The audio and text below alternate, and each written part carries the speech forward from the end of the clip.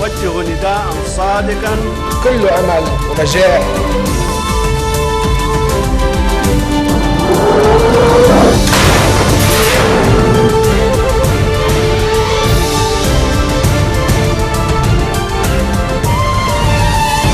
Afternoon, you're watching the English newscast on Future Television. I'm Yumna Naufal, and these are today's top stories.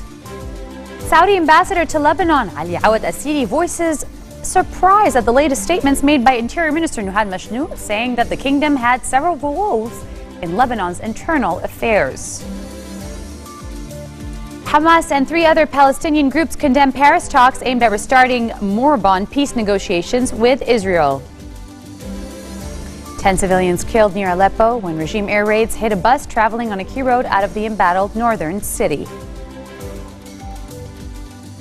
The Saudi ambassador to Lebanon, Ali Awad Asiri, is voicing surprise at the latest statements made by Interior Minister Nuhad Mashnout, who had said that the kingdom had several roles in Lebanon's internal affairs. Mashnout fired a series of heated statements in a televised interview on Thursday, where he said that the decision to nominate Marada movement chief MP Sulaiman Frangieh for the presidency was not former PM Saad Hariri's idea. Mashnout also said that the visit of the future movement chief Hariri to Damascus in 2009 and his meeting with Syrian President Bashar al-Assad happened at the request of Saudi Arabia.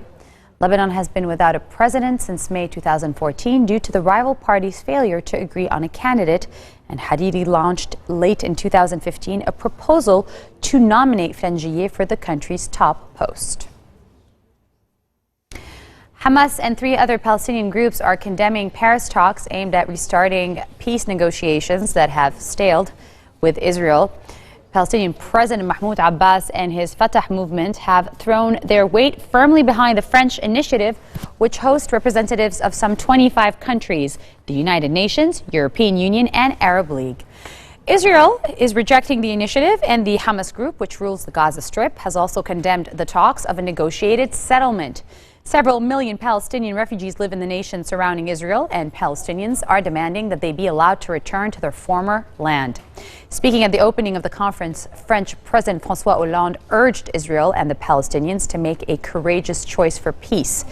After decades of failed negotiations, few believe the climate is right to bring together Israelis and Palestinians for another shot at solving one of the world's longest-running conflicts.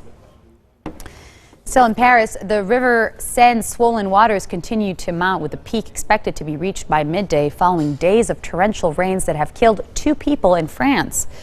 Officials are forecasting the Seine could peak at 6 meters, its highest level for over 30 years in central Paris, stressing this is still well below the level where it would threaten residents and businesses. The river burst its banks earlier in the week, completely submerging roads and footpaths and causing riverfront businesses like city's popular Bateau Mouche boat tours to close as water creeped up to their doors. Floodwaters have also forced thousands of people to evacuate their homes, and dozens of schools have closed south of Paris. Earlier this week, the army was also called in to rescue stranded motorists on a major highway.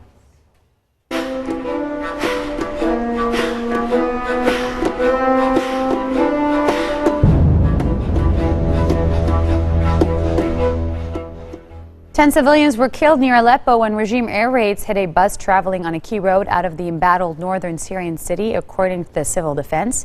The Syrian Observatory for Human Rights, a British-based monitoring group, also reported intense strikes on the road, but gave a lower toll of 8 civilians killed. The Castello Road, where a bus was also hit by regime bombing raids on Wednesday, is a key rebel supply route out of divided Aleppo. The civil defense, known as the White Helmets, said regime raids also killed 4 people, and opposition held eastern parts of Aleppo this morning. U.S. President Barack Obama delivered the commencement address to graduates of the U.S. Air Force Academy in Colorado in what would be his last such speech as Commander-in-Chief. After telling the graduates that after he leaves the White House, he's really going to miss Air Force One, the U.S. president shared lessons he learned during his time in office. In a counter to Republican presidential candidate Donald Trump's America First foreign policy speech, Obama said that the United States could not be an isolationist nation. He also criticized the U.S. Senate for blocking various treaties, such as a UN treaty that would ban discrimination against people with disabilities. The president finished his remarks with a reminder that no nation should celebrate war itself or rush into combat. Coming up next, the Global Shapers of Beirut, along with the American University, put together a once-in-a-springtime conference. The details when we return.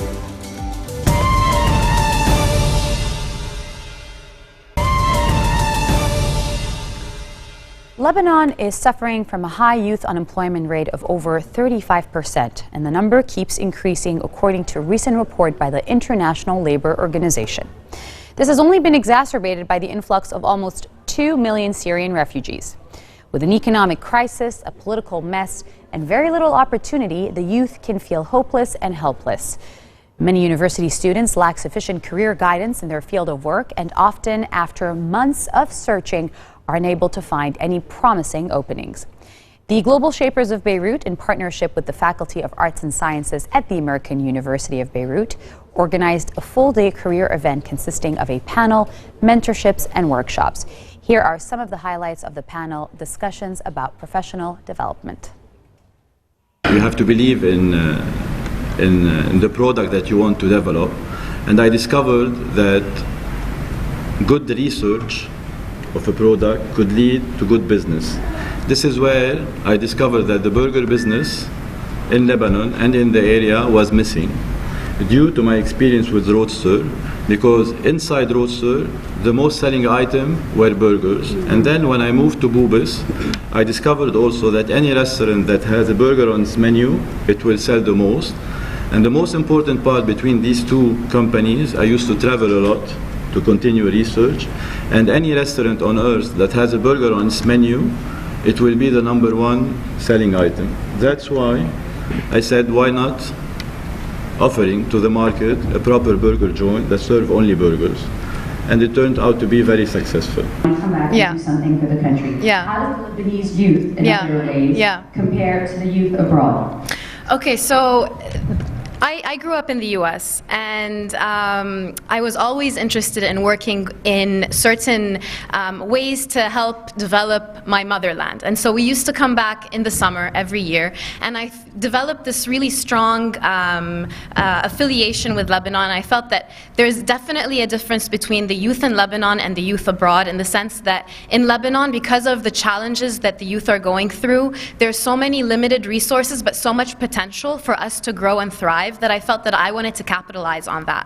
And actually, the way that Nawaya was started was basically kind of related to this concept. I was working as a consultant with USAID in 2009 here in a small village, and a 14-year-old girl came up to me randomly and started showing me beautiful sketches of dresses that she had drawn.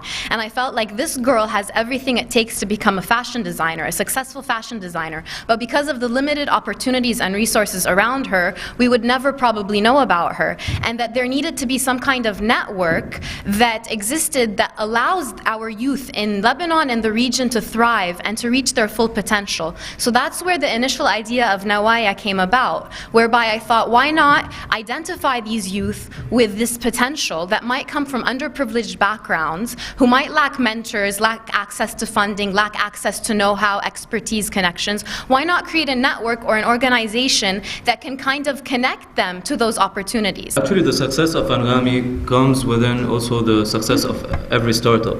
So the first thing you have to do whenever you're building a product is to really identify a customer problem that you want to solve. So when you want to solve this problem, this is when you start building your product, building the business. And the next thing is to see, is your product really solving this issue that the customer has? What was the issue with Anghami? So for Anghami, for example, it's having music, all the music that you like, whether it's Arabic, French, English, any kind of music, in one simple service solution. So it's available now, it's an app, it's a web-based platform, it's available in the car, it's available everywhere, in one simple solution that gives convenience to the user. Whereas before, when we launched around in 2012, the alternative in the MENA region was piracy. It was downloading torrents, copying them. It still is, of course, but we're working on that. Eddie Manoun, the founder of Anghami, once said the biggest competitor of Anghami was piracy. It still is. I used to wake up every day for 5 days a week at 5 to be there at 6, and then go live on TV from 7 a.m. till 1 p.m. So it was 6 hours of live television. No mistake was ever taken We can do no mistakes. We all make mistakes, but we have to be very, very aware, very careful, always standing by so as to watch out for a mistake, because people, no matter how much you give them everything right, whenever there's a big mistake, they hold it to you for the rest of your life. Exactly. Live on the television. Yes, exactly. And still, with the competition that's going on, with everybody scanning you or monitoring every single thing that goes on TV, the mistake even it's spreading like hell. I know you produce as well, and there's been some directing. Before we get to your love of movies, what would you say is the main difference between producing and anchoring a show? And what do you like about both? Other than the obvious, which is being live on the television and then the immediacy of it all. Exactly. My first love is working live on TV, definitely. Because when you're recording something, it's completely different. You don't feel that you can speak to them immediately. And this is what's different. But with the producing, it's always love. I've always loved also to prepare things. So working and preparing the project that you broadcast on TV is even more passionate, because you have to build up everything. You have to put it together. You have to get the crew. You have to get everybody in touch and in contact with you. So this has been a real challenge also throughout the years. And but for me, the best thing is when I produce something, it's always for me to put it up on TV. Eventually, I got to discover that my real passion is for policy and politics. Back to school, got that. And now I do all of these. I teach in many disciplines in AUB and abroad. I do strategy consulting. Now, this is the real bread earner of the teaching, but the teaching is the most fun, I suppose. And I do also policy advisory to governments, i.e., I see some of my students here, so they know what policy is. Essentially, it's just to try to discover and hopefully influence how governments think, and sometimes when they don't think. At least, not only in our part of the world, you'd be surprised in many, many parts of the world. Beachheads is a program the New Zealand government. New Zealand is probably the farther country from this point here. It takes you, let's talk logistics, 4 hours to Dubai, 16 to Sydney, and then 4 to Auckland. And I do this 3 times a year. This country reminds me of how much we're missing in Lebanon. This marks the end of our bulletin for today. Now for a reminder of our top stories. Saudi ambassador to Lebanon Ali Awad Asiri voiced his surprise at the latest statement made by Minister Nuhad Mashnout, saying that the kingdom is interfering in Lebanon's affairs. Hamas and 3 Palestinian groups condemn Paris talks aimed at restarting stales of peace negotiations with Israel. 10 civilians killed near Aleppo in Syria when regime air raids hit a bus traveling on a key road out of the northern city. Those are your Friday headlines live on Future Television. We wish you all a very happy weekend. Stay cool. Bye. وجه نداء صادقا كل أمل ونجاح